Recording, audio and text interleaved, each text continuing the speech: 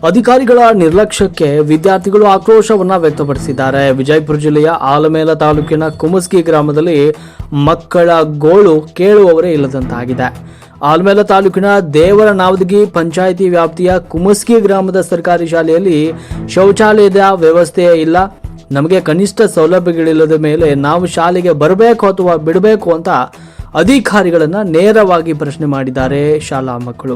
ಶೌಚಾಲಯ ನಿರ್ಮಾಣ ಮಾಡುವುದಾಗಿ ನಂಬಿಸಿ ಕೆಲಸ ಮಾಡದೆ ಬಿಲ್ ಎತ್ತಿರುವ ಭ್ರಷ್ಟ ಪಂಚಾಯಿತಿ ಅಧಿಕಾರಿಗಳ ಕರಾಳ ಮುಖವನ್ನ ಬಯಲು ಮಾಡಲಾಗಿದೆ. ಹಲವಾರು ಬಾರಿ ಪಿಡಿಒ ಅವರಿಗೆ ಮನವಿ ಸಲ್ಲಿಸಿದ್ರು ಕೂಡ ಕ್ಯಾರೆ ಅನ್ನದ ಅಧಿಕಾರಿಗಳು ಶಾಲಾ ಮಕ್ಕಳ ಕಣ್ಣೀರಿಗೆ ಬೆಲೆನೇ ಇಲ್ಲದಂತಾಗಿದೆ. ಕೂಡಲೇ ಸಂಬಂಧಪಟ್ಟ ಮೇಲಾಧಿಕಾರಿಗಳು ಸ್ಥಳಕ್ಕೆ ಭೇಟಿ ನೀಡಿ ಮಕ್ಕಳ ಸಮಸ್ಯೆಯನ್ನು ಬಗೆಹರಿಸಬೇಕು ಹಾಗೂ ಬಿಲ್ ಲೂಟಿ ಮಾಡಿದ ಭ್ರಷ್ಟ ಅಧಿಕಾರಿಗಳ ಮೇಲೆ ಶಿಸ್ತು ಕ್ರಮ ಜರುಗಿಸಬೇಕು. ವರದಿ ರಮೇಶ್ ದೊಡ್ಡಮನಿ, ಮಹಾಯುದ್ಧ ನ್ಯೂಸ್. ಬಂಧುಗಳೇ ನಮಸ್ಕಾರ. ನಾನು ವಿಜಯಪುರ ಜಿಲ್ಲೆಯ ಆಲಮೇಲ ತಾಲೂಕಿನ ದೇವರನಾವದಗಿ ಗ್ರಾಮ ಪಂಚಾಯಿತಿಯ ವ್ಯಾಪ್ತಿಯಲ್ಲಿ ಬರ್ತಕ್ಕಂಥ ಕುಮಸ್ಗಿ ಗ್ರಾಮದಲ್ಲಿದ್ದೇವೆ. ಕುಮಸ್ಗಿ ಗ್ರಾಮದಲ್ಲಿ ಹಿರಿಯ ಪ್ರಾಥಮಿಕ ಶಾಲೆ, ಸರ್ಕಾರಿಯ ಹಿರಿಯ ಪ್ರಾಥಮಿಕ ಶಾಲೆಯಲ್ಲಿ ನಾವಿದ್ದೇವೆ. ಇಲ್ಲಿನ ಕೆಲವು ಕುಂದುಕೊರತೆಗಳನ್ನು ನಾವು ವಿಡಿಯೋ ಮುಖಾಂತರ ತಮಗೆ ತೋರಿಸಲಿಕ್ಕೆ ನಾವು ಬಯಸ್ತೇವೆ. ಇಲ್ಲಿನ ಹೆಣ್ಣು ಮಕ್ಕಳ ಶೌಚಾಲಯ ಆಗಿರಬಹುದು ಮತ್ತು ಅಡುಗೆ ಮಾಡುವ ಕೋಣೆ ಆಗಿರಬಹುದು, ಯಾವ ಥರ ಹದಗೆಟ್ಟಿದೆ ಅನ್ನೋಕ್ಕಂಥದ್ದು ವಿಚಾರನ ನಾವು ಈ ಮೂಲಕ ನಾನು ತಿಳಿಸಲಿಕ್ಕೆ ಬಯಸ್ತೇನೆ. ಬನ್ನಿ, ತಾವು ಕೂಡ ಇಲ್ಲಿನ ಹೆಣ್ಣು ಮಕ್ಕಳ ಶೌಚಾಲಯ ಮತ್ತು ಹೇಗಿದೆ ಅನ್ನೋಕ್ಕಂಥದ್ದು ತಾವು ಕೂಡ ನೋಡಬೇಕು. ಮೊದಲೇ ಈ ದೇಶದಲ್ಲಿ ಹೆಣ್ಣು ಮಕ್ಕಳಿಗೆ ರಕ್ಷಣೆ ಇಲ್ಲದಂಥ ಸಂದರ್ಭದಲ್ಲಿ ಇಂಥ ಒಂದು ಅವ್ಯವಸ್ಥೆ ಈ ಒಂದು ಶಾಲೆಯಲ್ಲಿ ನಡೀತಾ ಇದೆಯಪ್ಪ ಅಂತಂದರೆ ಇದಕ್ಕೆ ಯಾರು ಹೇಳೋರು ಕೇಳೋರು ಇಲ್ಲೇನೋ ಅಂತೇಳಿ ನಮಗೆ ಅನ್ನಿಸ್ತದ.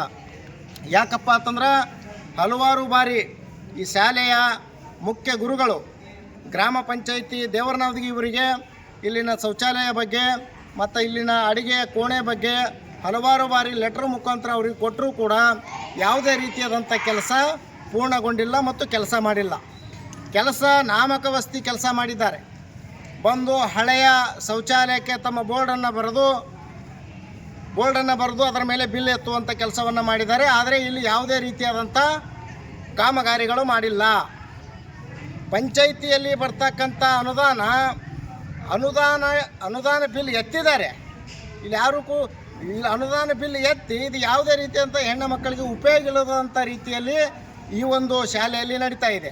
ತಾವು ಕೂಡ ಗಮನಿಸಿ ಇಲ್ಲಿನ ಗ್ರಾಮ ಪಂಚಾಯಿತಿಯ ಆಡಳಿತ ಹೇಗಿದೆ ಮತ್ತು ಇಲ್ಲಿನ ಶಾಲೆಯ ಶೌಚಾಲಯ ಹೇಗಿದೆ ಅನ್ನೋಕ್ಕಂಥದ್ದು ತಮಗೆ ಒಂದು ನನ್ನ ಮುಖಾಂತರ ತೋರಿಸ್ತೇನೆ. ಬನ್ನಿ.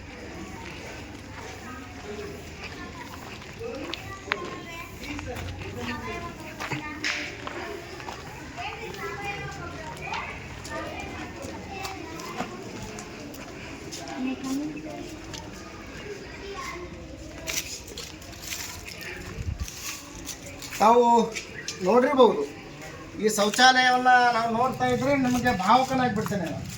ಯಾಕಪ್ಪ ಅಂತಂದ್ರೆ ಇಲ್ಲಿನ ಶೌಚಾಲಯ ಬಗ್ಗೆ ನೋಡಿ,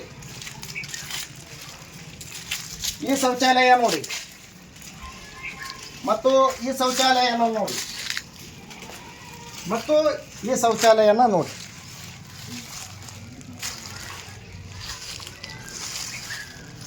ಇದು ನೋಡಿದ್ರೆ ಹೊರಗಡೆ ಅಂದರೆ ರಸ್ತೆ, ಇದು ಏನಪ್ಪ ಅದ್ರದ್ದು ರಸ್ತೆ, ಇದು ಹೋಗು ಬರುವಂಥವರೆಲ್ಲ ಕೂಡ ಇಲ್ಲಿ ಹೆಣ್ಣು ಮಕ್ಕಳು ಶೌಚಾಲಯನ ಮಾಡುವಂಥ ಸಂದರ್ಭದಲ್ಲಿ ಎಲ್ಲ ಕೂಡ ಜನರು ತಿರುಗಾಡ್ತಾರೆ. ಅವರು ಗೋಳ ಕೇಳೋರು ಯಾರು ಅನ್ನೋಕ್ಕಂಥ ಪರಿಸ್ಥಿತಿಯಲ್ಲಿ ನಿರ್ಮಾಣ ಆಗಿದೆ. ಈ ದೇಶಕ್ಕೆ ಸ್ವತಂತ್ರ ಸಿಕ್ಕು ಎಷ್ಟೋ 70-80 ವರ್ಷಗಳು ಕಳೆದು ಹೋದರೂ ಕೂಡ ನಮ್ಮ ಕುಮಸ್ಗಿ ಗ್ರಾಮದಲ್ಲಿ ಹಿರಿಯ ಪ್ರಾಥಮಿಕ ಶಾಲೆ, ಸರ್ಕಾರಿ ಶಾಲೆಯಲ್ಲಿ ಇನ್ನೂ ಆದರೂ ಕೂಡ ಶೌಚಾಲಯ ನಿರ್ಮಾಣ ಆಗಿಲ್ಲ. ಎಂಥ ಇದು ದುರ್ವಿಧಿ ಅಂತೇಳಿ ನಮಗೆ ಅರ್ಥವಾಗ್ತದ. ಇಲ್ಲಿ ಹೆಣ್ಣು ಮಕ್ಕಳ ಗೋಳು ಏನಿದೆ ಅನ್ನೋಕ್ಕಂಥದ್ದು ಹೆಣ್ಣು ಮಕ್ಕಳಿಗೆ ನಾವು ಕೇಳೋ ಮುಖಾಂತರ ಅವ್ರು ನೋಡೋಣ ಏನು ಹೇಳ್ತಾರೆ, ಅವ್ರಿಗೆ ಪರಿಸ್ಥಿತಿ ಏನಿದೆ ಅನ್ನೋಕ್ಕಂಥದ್ದು ಅವರಿಗೂ ಕೂಡ ಕೇಳೋಣ. ಇಲ್ಲಿ ತಾವು ಗಮನಿಸಿರಬಹುದು, ಇಲ್ಲಿ ಮಹಾತ್ಮ ಗಾಂಧಿ ರಾಷ್ಟ್ರೀಯ ಉದ್ಯೋಗ ಗ್ರಾಮೀಣ ಯೋಜನೆ ಅಡಿಯಲ್ಲಿ 2024-25ರಲ್ಲಿ ಬಿಲ್ಲನ್ನು ಎತ್ತಿದ್ದಾರೆ. ಇದು ಏನಿದೆಯಪ್ಪ ಅಂತಂದರೆ ಇದು ಶಾಲೆಯ ಏನಪ್ಪ ಅದು ಗೋಡೆ ಇದೆ, ಶಾಲೆಯ ಗೋಡೆ ಇದೆ. ಶಾಲೆಯ ಗೋಡೆ ಮೇಲೆ ನಾವು ಈ ಬಣ್ಣವನ್ನು ಬರೆದು ಬಿಲ್ಲನ್ನು ಎತ್ತಾರಪ್ಪ ಅಂತಂದ್ರೆ ಇದಕ್ಕಿಂತ ನಾಚಿಗೇಡಿ ಮತ್ತೊಬ್ರು ಯಾರು ಇಲ್ಲ ಅಂತೇಳಿ ನಾನು ಭಾವಿಸ್ತೇನೆ. ತಾವೆಲ್ಲರೂ ಗಮನಿಸಿರಬಹುದು, ಹೆಣ್ಣು ಮಕ್ಕಳಿಗೆ ಯಾವ ಥರ ಶೌಚಾಲಯ ಇದೆ, ಏನು ಸುದ್ದಿ ಅನ್ನಕತ್ತ ತಾವೆಲ್ಲರೂ ಕೂಡ ಗಮನಿಸ್ಬೇಕಲ್ಲ. ಮೊದಲೇ ಈ ದೇಶದಲ್ಲಿ ಪ್ರತಿ ದಿವಸ ಪ್ರತಿ ಕ್ಷಣವೂ ಕೂಡ ಈ ದೇಶದಲ್ಲಿ ಹೆಣ್ಣು ಮಕ್ಕಳ ಮೇಲೆ ದೌರ್ಜನ್ಯ, ಅತ್ಯಾಚಾರ ಅನೇಕ ರೀತಿಯಾದಂಥ ದೇಶದಲ್ಲಿ ನಡೀತಾ ಇದೆ. ಹಾಗಾದರೆ ಇಲ್ಲಿ ಶೌಚಾಲಯ ಸರಿಯಾಗಿಲ್ಲಪ್ಪ ಅಂತಂದರೆ ಮತ್ತು ಹೆಣ್ಣು ಮಕ್ಕಳ ಮೇಲೆ ದೌರ್ಜನ್ಯ ಮತ್ತು ರೇಪ್ ಗಿಪ್ ಯಾಕೆ ಆಗೋದಿಲ್ಲ? ಈ ಎಲ್ಲನೂ ಕೂಡ ಇಲ್ಲೆಲ್ಲ ರಸ್ತೆಯಲ್ಲಿದೆ, ಇಲ್ಲೇ ಕೂಡ ಎಲ್ಲ ಹೆಣ್ಣು ಮಕ್ಕಳು ಕೂಡ ಅವರ ಶೌಚಾಲಯಕ್ಕೆ ಹೋಗ್ಬೇಕು. ಯಾವ ಥರ ಹೋಗ್ಬೇಕು ಅನ್ನೋಕ್ಕಂಥದ್ದು ಪ್ರಶ್ನೆಯನ್ನು ಹುಟ್ಟಾಕ್ಬೇಕಾಗ್ತದ. ಇಲ್ಲಿನ ಗ್ರಾಮ ಪಂಚಾಯತಿ ಏನಿದೆ ದೇವರನವದಿಗೆ ಪೂರ ಕಾಮಗಾರಿ ಮಾಡೋದರಲ್ಲಿ ವಿಫಲವಾಗಿದೆ ಅಂತೇಳಿ ನಾನು ಭಾವಿಸ್ತೇನೆ. ಅದೇ ರೀತಿ ಇಲ್ಲಿ ಹೆಣ್ಣು ಮಕ್ಕಳಿಗೆ ನಾವು ಕೇಳೋಣ, ಅವರ ಪರಿಸ್ಥಿತಿ ಹೇಗಿದೆ, ಏನು ಸುದ್ದಿ ಅನ್ನಕ್ಕಂಥದ್ದು. ಇದು ಶಾಲೆಯ ಅಡುಗೆ ಮಾಡುವ ಕೋಣೆ ಯಾವ ರೀತಿ ಇದೆ ಅನ್ನಕ್ಕಂಥದ್ದು ಎಲ್ಲರೂ ಕೂಡ ಗಮನಿಸಿರಬಹುದು. ಎಲ್ಲರೂ ಕೂಡ ಚೆತ್ತ ಮೇಲ್ಗಡೆ ಬಿದ್ದು ಇಲ್ಲಿರ್ತಕ್ಕಂಥ ಕೆಲಸ ಮಾಡೋರೆಲ್ಲರೂ ಕೂಡ ಏನೋ ಒಂದು ಜೀವ ಕೈಯಾಗಿ ಇಟ್ಕೊಂಡು ಕೆಲಸ ಮಾಡ್ತಾ ಇದ್ದಾರೆ. ಅವರು ಭಯ ವಾತಾವರಣದಿಂದ ಕೆಲಸ ಮಾಡ್ತಾ ಇದ್ದಾರೆ. ಇವ್ರು ಗೋಳ ಕೇಳೋರು ಯಾರು? ಹಾಗಾಗಿ ಅವ್ರಿಗೂ ಕೂಡ ಎರಡು ಮಾತನ್ನ ಕೇಳ್ತೇನೆ. ಏನಾಗಿದೆ, ಯಾರಿಗಾದ್ರೂ ನೀವು ಮನವಿ ಮಾಡ್ಕೊಂಡಿದ್ದೀರಾ? ಅವರು ಏನಾದರೂ ನಿಮಗೆ ಏನಾದರೂ ಆಶ್ವಾಸನೆ ಕೊಟ್ಟರ ಗ್ರಾಮ ಪಂಚಾಯತಿ ಕಡೆಯಿಂದ ಅಂತ ನಾವು ಕೇಳ್ತೀವಿ. ನೀರು ಸೋರ್ತೇನ್ರಿ? ನೀರ್ ಸೋರ್ತದ ಗಿಡಕ್ಕಾಗ ಯಾರು ಕೇಳೋರ್ ದಾರಿಲ್ರಿ. ನೋಡ್ರಿ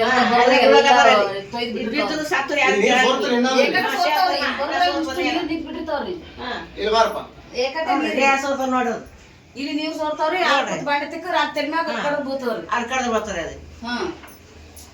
ಅದ ಯಾರು ಕೇಳೋದಿಲ್ಲ. ಬರೇ ಹುಡುಗರು ಸಾಲಿಗೆ ಕೇಳೋದಿಲ್ಲ, ಅಡಿಗೆ ತಾವು ಕೂಡ ಗಮನಿಸಿದಂತೆ ಇಲ್ಲಿನ ಅಡಿಗೆ ಕೋಣೆ ಹೇಗಿದೆ ಅನ್ನಕ್ಕಂತ ತಾವು ಕೂಡ ಗಮನಿಸಿದ್ರಿ. ಮತ್ತೆ ಈಗ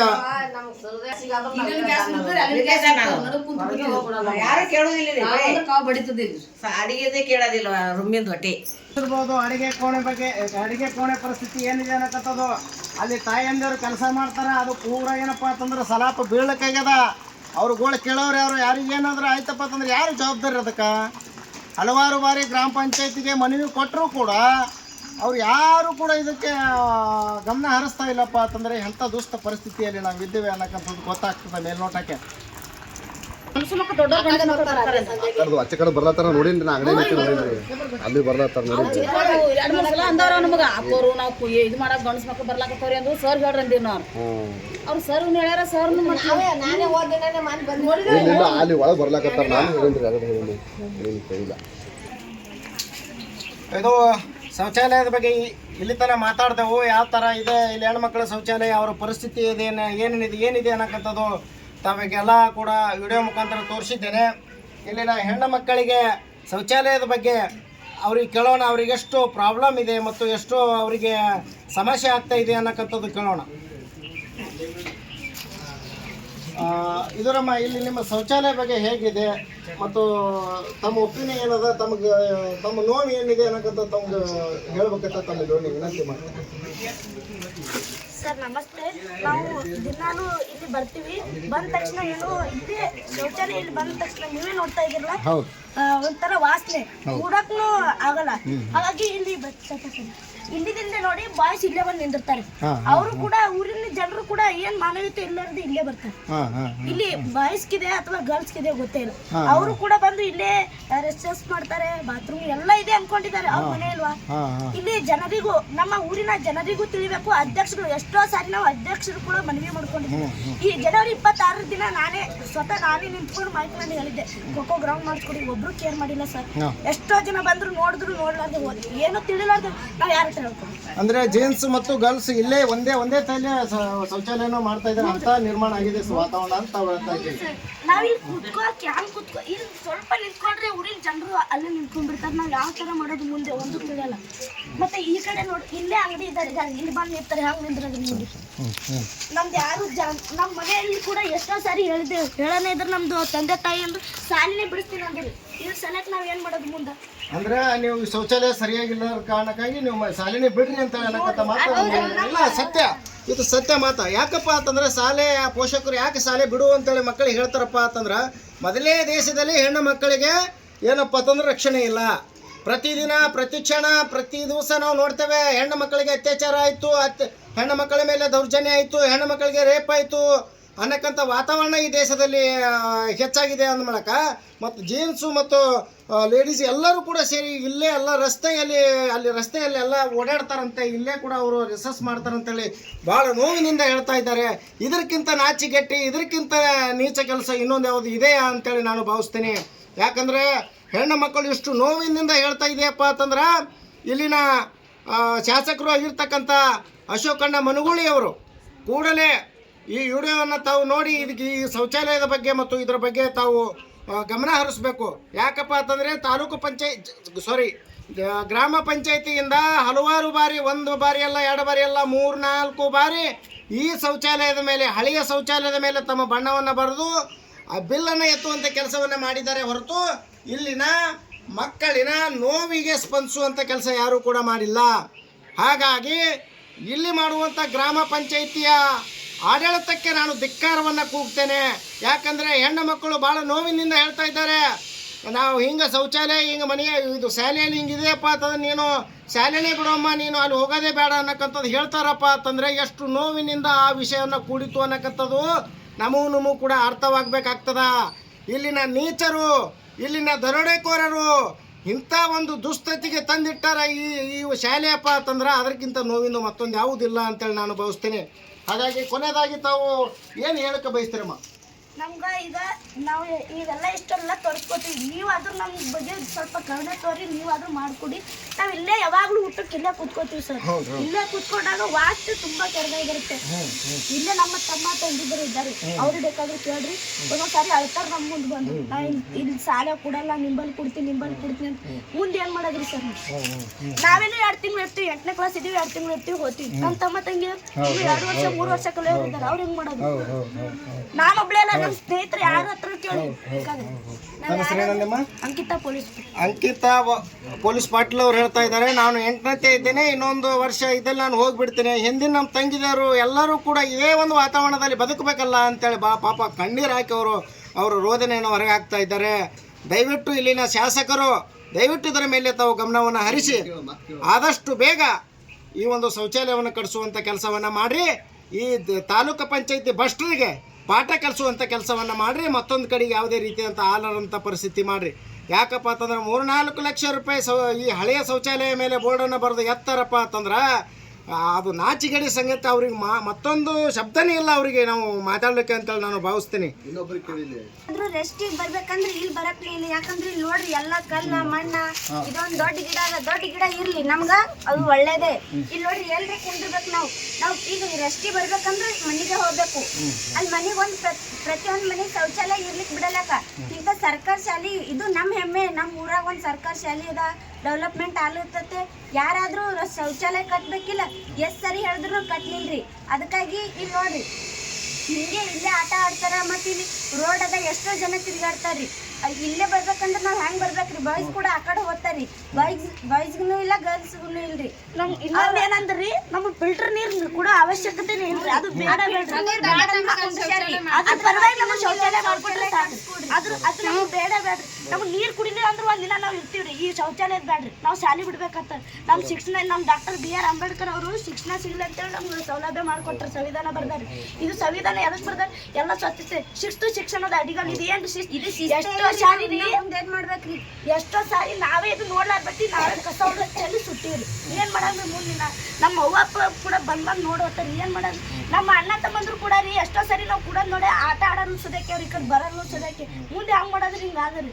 ಪಾಟೀಲ್ ಅವ್ರು ಹೇಳ್ತಾರೆ, ಅಂಬೇಡ್ಕರ್ ಅವ್ರು ಹೇಳ್ದಂತೆ ಶಿಕ್ಷಣವನ್ನು ಕಲೀರಿ ಅಂತೇಳಿ ಹೇಳಿದಾಗ ನಾವು ಶಿಕ್ಷಣವನ್ನು ಕಲೀಲಿಕ್ಕೆ ಬಂದರೆ ಇಲ್ಲಿನ ವ್ಯವಸ್ಥೆಯನ್ನು ನೋಡಿದ್ರೆ ನಾನು ಶಾಲೆಯನ್ನೇ ಬಿಡಬೇಕು, ಅವಿದ್ಯಾವಂತ ಆದರೂ ಪರವಾಗಿಲ್ಲ, ನಮ್ಮ ಮನೆಯಾಗಿನ ಸುರಕ್ಷಿತವಾಗಿರಬೇಕು ಅನ್ನೋಕ್ಕಂಥ ಮಾತನ್ನು ಹೇಳ್ತಾ ಇದ್ದಾರೆ. ಇದು ಎಂಥ ನೋವಿನ ಸಂಗತಿ, ವಿಚಾರ ಮಾಡಬೇಕಲ್ಲ. ಹಾಗಾಗಿ ಮೊನ್ನೆ ತಾನೇ ನಮ್ಮ ಕ್ಷೇತ್ರದ ಶಾಸಕರು ಆಗಿರ್ತಕ್ಕಂಥ ಅಶೋಕಣ್ಣ ಮನುಗೂಳಿಯವರು ಈ ಒಂದು ಶಾಲೆಗೆ ಫಿಲ್ಟರ್ ಒಂದು ಮಿಷನನ್ನು ಅಳವಡಿಸಿಕೊಟ್ಟಿದ್ದಾರೆ. ನಮಗೆ ಫಿಲ್ಟರ್ ನೀರು ಅಗತ್ಯ ಇಲ್ಲ, ನಮಗೆ ಶೌಚಾಲಯವನ್ನು ಮಾಡಿಕೊಡ್ರಿ, ನಾವು ನೀರು ಹೆಂಗಾದರೂ ಕುಡಿತೀವಿ, ನಮಗೆ ಶೌಚಾಲಯ ಮಾಡಿಕೊಡ್ರಿ ಅನ್ನೋಕ್ಕಂಥ ಬೇಡಿಕೆಯನ್ನು ಹೇಳ್ತಾ ಇದ್ದಾರೆ.